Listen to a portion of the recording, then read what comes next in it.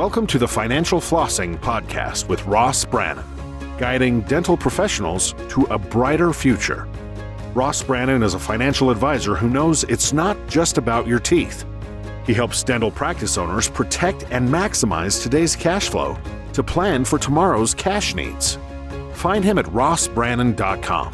On the show, he brings together experts to help dental professionals looking to make smart money decisions to grow their income, turn their retirement goals into reality, and improve their lives. And now, here's your host, Ross Brannan. Welcome to the show. Today we have Laurie Barkman, the Business Transition Sherpa.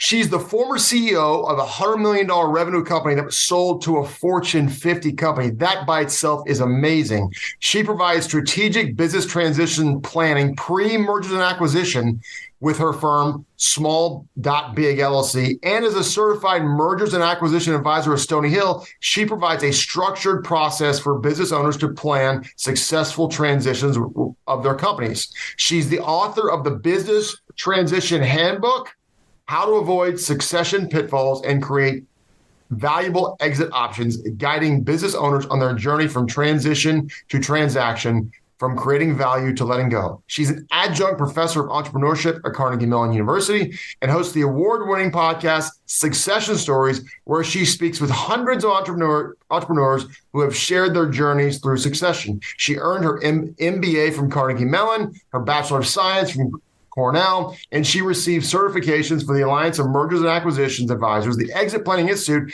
and the Value Builder System. Holy cow, what an intro. Laurie, welcome to the show. Hey, Ross, thanks so much. It's great to be with you. I love the name of your podcast. It wins hands down from a branding standpoint. Well, thank you so much. Tell me, in a nutshell, for our listeners, what do you do? The Business Transition Sherpa. What is a Sherpa? It's somebody that's with you on your journey. I look at entrepreneurship as a journey from startup to growing to maturity to the next phase. And that next phase I call transition, because I don't presume to know how they're going to transition and what that looks like. I don't call it exit planning, although certainly it's part of it. But transition is part of a journey, and I'm with you on that journey, and I provide a framework for that. As you said in my introduction, I have a lot of experience on growing businesses. I've worked in every size company from startup to these very, very large corporate enterprises. And I have a lot of respect for entrepreneurs. It can be a very lonely place to be a CEO. You're in your head all the time. You have these big, big questions, and you want to have somebody to work with you who's been there, somebody to support you. And that's me. So I work from transition to transaction, from creating value to letting go. And those are really key phases in this journey. So what's interesting about this, as you well know, the DSO world, the private equity, is coming in and buying dental practices like crazy. I had a conversation with a client this week who was selling their practice for $21 million. That's a nice day at the office. And then it fell through. Now, they were doing this by themselves. This is the second time they've tried to sell. I don't know that they've had the, how should I say it, the optimal advisement from, brokers. And, I think you notice there's brokers and then there's M&A. There's definitely a difference in the services there. And this person was kind of having to do this on their own and, was struggling and they really need a professional to guide them. And I think that's really what the difference. One of the differences between a broker and an M&A advisor is they can help clean up some of the stuff and then help them take it to market when the time is right. In your experience, how many times have you seen somebody try and do it themselves and it not go as well as they thought it would? Yeah, it's pretty common. It's like selling your house. You're going to sell your house by yourself. Okay, maybe you save a little bit of money here and there, but it consumes you. And by the way, you might be working full time. So if you are running your business, you can't take your foot off the gas. And there's a lot of time spent and expertise that you might benefit from by having somebody next to you, on your team, like a mergers and acquisitions intermediary. A broker, in your definition here, I would say is probably most commonly used in Main Street types of transactions, which quite often The level of service is more like, okay, let's learn about your business, and then we'll post it on these portals so that people can find it, and then we'll handle the back and forth. For someone like myself as a mergers and acquisitions intermediary, yeah, we're white glove servicing, this client relationship. Let's get you ready to as much as we can. If you've been prepped and working with someone like me on exit value planning and transition planning for 6, 9, 12 months ahead of that, that's ideal. Many clients come to me and they've had some failed attempt either to sell on their own, or they thought they could work with a broker and it just didn't work out. They just didn't have the right level of service and representation they were expecting. So that's the main thing. I think if you're trying to do it on your own, it's one is time and two is expertise. You don't know what you don't know. And yeah, more often than not, people come to us saying, yeah, we tried this. We had an email, we had a cold call, we had an email. We tried to go about it. It didn't work out well. And there's a lot of stories out there like that. So let's talk. You and I talked offline before this, and I think this is a good topic for us to talk about. Your book says Business Transition Handbook. It's called the Business Transition Handbook, and it's definitely worth checking out if you're interested in that type of stuff at all. I have been somewhat outspoken, but I'll be even more outspoken here. I don't believe in retirement. I think retirement is a con. I think it was a creation of government. Dan Sullivan, a strategic coach, has done a lot of historical research on that from the early 1900s when it was created. And I think the financial services industry has kind of accelerated that because they're in the business of selling retirement planning. And some of that retirement planning is good. I prefer the term transition. You may not do what you're doing forever. I may not doing what I'm doing forever. But I don't want to retire, to take out of service. I would like to transition. Now, part of my reason I'm anti-retirement is my dad had a forced retirement in his 50s. He was a good saver, so lucky for him, he was able to financially manage that. But to watch him over the last 20 plus years become just slowly decay away mentally and physically is sealed the fate of me never stopping doing anything. And so whether it's a bias or whether I'm right, doesn't matter. That's what I'm doing. So now, and I've told this story before, and I told you, but I'll say it again, is I had a friend who in his 46, 47 sold a dental practice for around $10 million. He lived in a rural area, so the cost of living is relatively low. I asked him what he was going to do when he was done, and he said, I think it was $10 million. I asked him what he was going to do when he was done. Now that he had sold, obviously he had an earnout. He said, I'm going to manage my investments. To which I replied, brother, you ain't that rich unless you're day trading. Well, turns out a couple of years later, he has said to me he completely regrets selling. He feels like he was pressured into it. And now that his earnout's soon to be up, he's going to start another practice. And so there are people in the dental world in their mid 30s, late 30s, even early 40s, selling their practices for 10, 15, sometimes $20 million, which congratulations to them. I don't know that everyone realizes how much money it would take to live on at your current lifestyle for the next 60 plus years. But talk a little bit about, or let's have a little debate on this of, should somebody retire? Should they take the chips off the table and then go do something else? What's your experience say? What's your take on all this? Yeah, there's a lot to unpack in what you just talked about, Ross. And I think it's gonna be a great conversation. There's a lot of things we can kind of share with each other here. The first and foremost, I think thematically, is how do we avoid exit regrets, right? If we know eventually we are going to leave our company one day, because by the way, you should copyright and trademark that statement. Exit regrets. Regrets right there. Copyright, right, and trademark it. Done and done.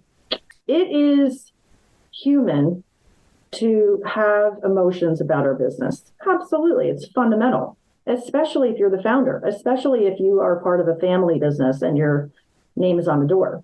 We are so tied into our identity in America anyway, I'll talk about our culture, of work, right? And work that we do, and we're proud of it. And if we separate from that, and it's very tied in with our identity, we feel lost. There's no question. Well, the first thing you do when you meet someone, hi, my name's Ross. What do you do? Yeah, that's a very American thing, by the way. So I'll just take it from that standpoint. In other cultures, it's not necessarily about that. So what can we learn from that? I think the one observation is that if we have other things in our life that gives us a pride, it gives us a source of identity, and it's not just about the business, that helps. That helps in our eventual transition from the business. Like, I'll say this again, and it's tongue in cheek, but not really, right? 100% of business owners are going to leave their company one day. 100%. It's going to happen. So are you going to leave horizontally or vertically? Okay. And for those of you who missed that, the question is, are you going to die at your desk or are you going to sell? You're going to transition. I'm not saying sell. I'm saying there's a point when you will leave your business because you will leave the planet. And if we are thoughtful and purposeful and have good intent, when time is on our side, we can create more options for ourselves. So let's go back to your question, which is, do I advocate retirement or not? Well, this book that I've written, you mentioned the subtitle, which is How to Avoid Succession Pitfalls. Each chapter is a pitfall to avoid. I set it up that way. I put myself in the seat of the reader, and I was thinking, okay, I'm going to write this book, and I want somebody to really get value out of it. That's why I called it a handbook. I want you to dog-ear it. I want you to write in it. I want you to mark it up. I even have a PDF for those of you who prefer Kindle. You can download my PDF for free of all the exercises in the book. So even if you prefer Kindle, hey, still get some note-taking going. Anyway, the second chapter starts with personal. It starts with what is your transition mindset and what's important to you. And as we think about your goals and as we think about your current roles, who you are closely identified with in your business, outside of your business, where do you get a lot of feeling of pride and excitement? The more things we can put in front in your life that are outside the business, and you can feel an excitement to pull, this concept of pulling you forward, pulling you to your next thing. Those are your pull factors. The things that are more negative associated with an exit are push factors. And if you can think about as like a teeter-totter kind of, right? And the more pull factors we actually have some data around this, that those positive things can help your enterprise value when it's time for you, if you would choose to sell, right? And to a third party or management or whoever. If you have more negative things pushing you out of your business, like the D's, nobody loves the D's, but let's talk about the D's, right? Divorce, disability, dissolution, death, right? Departure, disaster. There's probably 6 D's out there. Nobody loves the D's. The D's are bad. So if you have some of these in your situation, of course, it's it just makes sense. The price of your business is going to have a discount on it. There's more crisis involved there. So the advocation that I have in general is to think about what role you want to play over time. I don't necessarily say you have to retire. I say, let's think about what your options are. If you want to take yourself out of the day-to-day, put your feet up on the desk and enjoy a very short work week and play golf or do whatever and start another business on the side, that's a pull factor. So the more we are able to have a plan, a proactive identity shifting over time, that you're owning a business versus a business owner, right? What's the difference between the two? One is more arm's length. I own a business. That's more arm's length versus I'm a business owner. So again, first and foremost, when it comes to regret, and I know there's some great books on regret. You mentioned one, Daniel Pink is another. Bo Burlingham has written a good book about that called Finish Big. And regret number one that I talk about a lot, and when I do webinars and certainly my show and everything on succession, but when it comes to avoiding exit regrets, is number one, let's work on how do we not have a loss of identity when you're no longer in the business. Well, I think that's such a key point, and it is American culture that our work is our identity. And when you basically retire or sell your business and you don't have those pull factors you talk about, it's like your identity was just taken from you. And there's only so much golf you can play. There's only so much travel you can do. There's only so much time you can go see your grandkids. and you have to have something to do. You have to have a purpose in life. If your purpose was owning this business, and maybe it was at 35, but if you can have a transition of mindset and identity over a period of time until you sell, but that would help out a ton. I think I told you this before we hopped on air. I have a friend who works 2 days a week, and he makes over 7 figures a year. And he's like, why would I ever sell my business? I'm basically, quote, living a retired life now. And I'm like, I would agree. You've got a really good thing. And I think there's a challenge too, is like what I've seen in business owners. There are people on one end of the spectrum, they have what I call a lifestyle business where they really just own a job. Now it's a good job, but they own a job. Then you have people who are business owners and they have a much higher income and they can actually sell for a much higher price. But I do think it really comes down to identity. And quite frankly, I think that's probably an American cultural issue that we need to all, deal with, because I know people who are employees who, when they retired, struggled with depression because of the identity of what they did. And so when you work with somebody, can you tell right away if their identity is basically wrapped up in the business, and do you address that, and how do you address that? Yeah, it depends when they start working with me. If they have some time on their side, let's say more than a year, right? If they come with me and they say, I want to sell in a year, there's not much I can do, really. We can talk about it, but we have a lot of other things to do to get ready. Don't they usually tell you, they hire you and they say, I want to sell in 6 weeks? And you're like, yeah, exactly. Then there's really not much time. Yeah, but if you have, 2, 3, 5, some people say, 10's so far out. But yeah, 10's a great time to start, actually. And I love sometimes people come on my show and they say this for me. Otherwise, I'll say it, which is you should have a business that could sell at any time. Because if you do, that means you have a really well-run business. So people have a misnomer about exit planning, which is why I don't say exit planning necessarily. I say transition planning, because you're going to have a more enjoyable business to run, more profitable business, if you follow the advice from folks like you, Ross, and folks like me, which are saying, here are the things that ultimately one day will make your business more transferable, more attractive, and more ready for sale. And if you work on that all the time, why wait till the end? Because if you wait till the end, likely it's too late, which is part and parcel of your question. If I was going to kind of take an absolute view on it, if someone's really saying, I enjoy this so much, I cannot separate from my business, either because of their identity or financial, or they just love working every day, that's fantastic. And I applaud that. However, if they look at the big picture and try to think about their legacy, the sustainability of the organization after they literally leave, what does that mean? There are so many business owners who do not have good protections for the business when it comes to contingency and emergency planning. So let's almost take this other perspective on it and say, okay, if the owner dies, what happens? Many times there's chaos. You have a period of mourning. You have chaos that no one's going to take over for that person because maybe they are the lead salesperson. They have the relationships with the clients.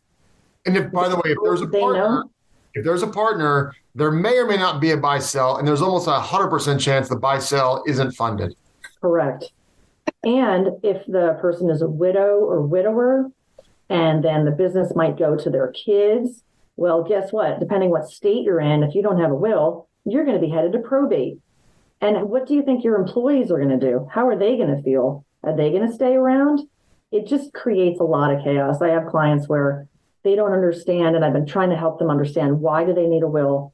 Why do they need to have a contingency plan in place? Not just for, you might not pass away, but you might be incapacitated and not able to serve at the same level of you in serving in your business. If you care about your employees at all, if you care about your customers at all, you will do that planning. So let's just take that, say, yes, that makes sense. Okay, great. Let's put that aside. Now, when it comes to transition planning, I can ask the same question. If you want your business to continue forward, does it make sense for you to run your business till you're 80? I have they're not a client because of some monetary budget issues, but nonetheless, we got pretty far down path, and I put together a proposal, which was, let me help you come up with a plan for how to get your father out of the business. The father keeps coming into the office. The father owns the majority. His aunts are also owners, but they're not involved day to day. This son is, I would say, young 50s, and it's a very small business. It's manufacturing. They have about 5 people in the office every day. And there's so much tension. It's toxic. And everyone's wondering, when is the father going to retire? When is Junior going to finally have the keys and run the business like we believe, his vision? We believe in his vision, and we want to help him succeed. So my proposal to them was going to be to spend time one-on-one with all the employees to draw out how they are feeling about it, because we think that the senior is valuable, and he wants to have an income, and we want to preserve that. We're not trying to cut him out of anything, but he may not really be aware. And that's the thing, is how can we be a little more self-aware when it comes to our business and thinking about not just us and what makes us happy, but if you really care about your customers and your employees, and of course your family if they're working in the business, you'll think about it a little more holistically. Yeah, and I tend to be very black and white, but it's really not a black and white issue. Every situation is different with facts and circumstances. So while I'm anti-retirement, and pro-transition, or I'm anti-quitting work, to your point, every situation is different, because you don't want to be the 80-year-old guy in the business who's hanging on and he's kind of hurting or ruining the business, when if he walked away, it could really probably help it grow. And so, absolutely. But it is a different animal if you're 35 or 40. You really have to figure out, okay, what's my net? If I do want to sell, if I want to take chips off the table, I'm a dentist. Do I want to do my earn out and then go start over again and just, you've cracked the code, you know how to do it, just do it all over again. You may not, or do you find something to transition to? So I know a couple of guys who are selling their practice they have a vision, they're starting another business, but nobody else have I ever talked to who's doing that. And unfortunately, I'm a little pessimistic of what their life might look like from whether it's a mental health standpoint or just a enjoyment of life in about 5 years once those earnouts are done. I don't think people always understand what that does. It's good to know yourself. There are 2, I'll just focus on there's 3, but I'll focus on 2 of them. There's some archetypes, there's some personas. One is a mountain climber. A mountain climber persona is someone who has built this business, and they built it to sell, and they are excited to move to their next thing. The pull factors are off the chart, right? They are just naturally wired for these positive pull factors. These are a lot of the tech entrepreneurs. You see this a lot. They started multiple tech companies, and then they started one company, like it's like an Elon Musk. He did PayPal, and now he's at Tesla. Now he's at, whatever the 900 companies he has. Yeah, absolutely. And I think you've had some mountain climbers on your show. You had an episode recently where he was in, I think, the Massachusetts area, built a practice, sold it, and now he's doing some other entrepreneurial things and building some new amazing things. He's a great example of a mountain climber, and I'm just trying to find his name real quick. I think it was episode 106, if I'm not mistaken. The other one that you might know of or relate to archetype-wise is a craftsperson. And a craftsperson is really about the craft, the art. And I think a lot of medical professionals fall into that, right? They helping people and learning and getting certified and becoming a doctor, becoming a dentist. It's typically the craftsperson. And then they learn the business side because they need to, but not because they learned it. And, I have a friend who's got a family practice in Georgia, and he's always lamenting about the business side. He's like, we didn't learn this in med school. I didn't know what I was getting into. And I think it's similar, probably, I've heard others on your show talk about this issue. But the craftsperson, if they are out of their practice, eventually, they might like to do other things related to their skill set. They just inherently are wired that way. And that could be a really positive pull factor for them. It doesn't necessarily have to be dentistry. It could be. Where they might say, I just want to work in the practice. I don't want to run it anymore. Or they'd say, I want to advise other business owners, dental practices, dentists who are going through this transition. an advisory role can be very meaningful for other people. It just depends, again, what you want to do. Others might just completely pivot and say, I want to go do glass blowing. I've just always wanted to do that, never had time. Okay, great. Those are the explorations I think we need to give ourselves some space for. No, that's a really, really good point. So what would you say to somebody? They said, hey, I'm however old I'm, let's say I'm under 45 and I'm a very successful dentist and I'm starting to see these DSOs buy some of my friends out. I get the occasional email offer. I've considered it. The money seems too good to be true. Should I sell? Should I not sell? What would you tell somebody? What would you say? Here's an action item list you should consider, you should go down before you take chips off the table.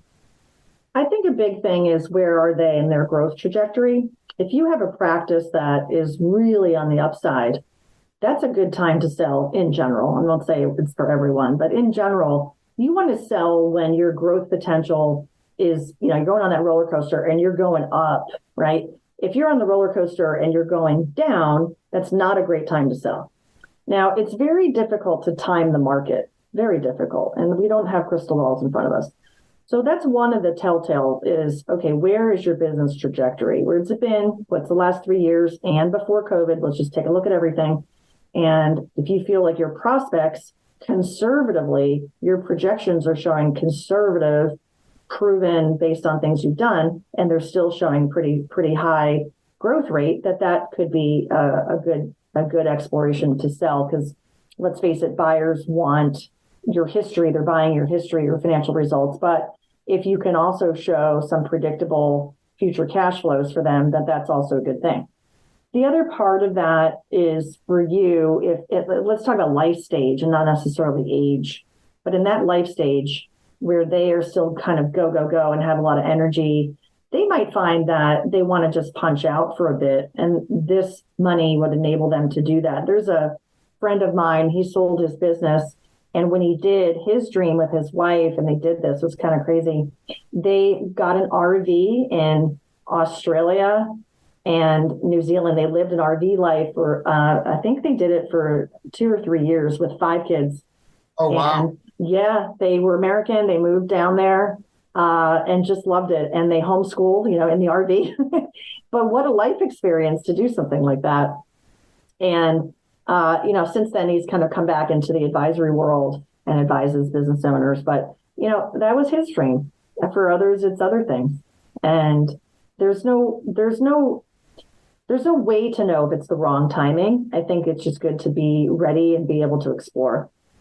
So as we wind down here, what last bits of advice would you give? And if someone wants to, talk with you more personally, how would they connect with you? People can connect with me on my website, thebusinesstransitionsherpa.com. I love to hear from you on LinkedIn as well. I would say just some thoughts to close out. One is, can we reverse engineer your exit? Can we think forward and then work backward? Can we think ahead to who should own your business after you? It may not be a private equity group. Maybe it's a strategic sale. Maybe it's a competitor. Maybe it's your management team, if there's an internal transaction. So thinking ahead to what's the best fit, what's the legacy you want to leave for your stakeholders, which is the people you care about, your community, your clients, and your shareholders. And your family, they're all part of it. And for you, if you think about the end, right? Stephen Covey, begin with the end in mind and then work backwards. So let's reverse engineer your exit. And I think, just the main thing is to expand your identity beyond your business, to start planning really fully, not half in, don't be half pregnant on this. Just go, when you're thinking about it in a positive way, you'll have a positive experience with building value in your business and preparing for eventual transition. To work with folks like myself and like you, Ross, what I call the business owner advisory team.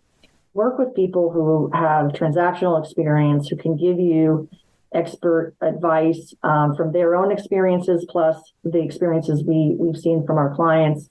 And I think it's important to know the value of your business and baseline that, so that maybe every year, every 2 years, if you've got a 10-year time horizon for your transition, or 5 years, whatever it is, if you set a goal of what you think your business should be worth and what you want to net in the transaction, if you have a gap in those numbers, well, the more time you have to close the gap, the better, right? And I think just to prepare and take responsibility, just really own it. You're the business owner. You're the person that can make a difference. Be thoughtful and mindful about it and have good intent, and it'll work out. We don't necessarily have all the answers, but if you start early, you establish an advisory team, you commit to the process, you clarify your personal goals, you identify your transition drivers, you identify risks and how you might mitigate them, then I think you'll have a successful exit without regret. That's great wisdom. That's great advice.